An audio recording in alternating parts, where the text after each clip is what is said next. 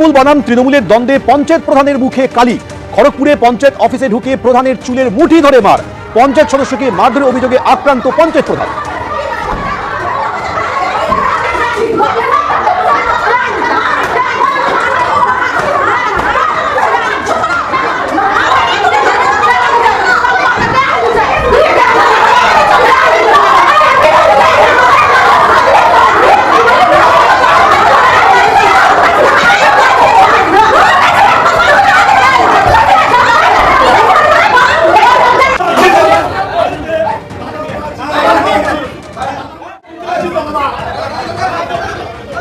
অভিযোগ তো অনেকেই অনেক রকম করতে পারে।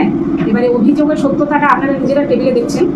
এবারে বড় কথা হচ্ছে যে আমাদেরই একজন পঞ্চায়েত মেম্বার তিনি আমার কাছে এসেছিলেন, এসে বলেছেন যে ওনার একটা কাজ মানে গার্ডওয়াল একটা কাজ আছে, যেটা হচ্ছে উনি এইবারে করতে যাচ্ছেন। এইবারে যে আমার পঞ্চায়েত ম্যাডাম যিনি আমার কাছে কাজটা চাইছেন, আমি তখন বলেছি আমার পক্ষে সুজাতা দে, উত্তর আরাসিনী বুথের মেম্বার। এরপর উনি বলছেন যে না, আমাকে এনিহাও এইবারই দিতে হবে বলতে উনি আমার পঞ্চায়েত মেম্বারে ছিলেন। এই যে দেখুন কালি, উনি প্রি প্ল্যান করে এসেছিলেন।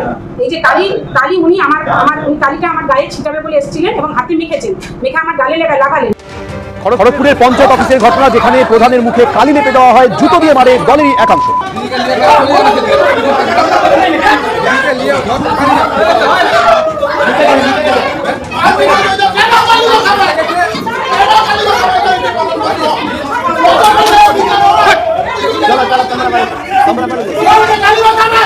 প্রধান আমাদের দীপালি সিং, ওনাকে বলেছিলাম যে আমার কি কাজটা কি রেজুলেশন খাতে তোলা হবে।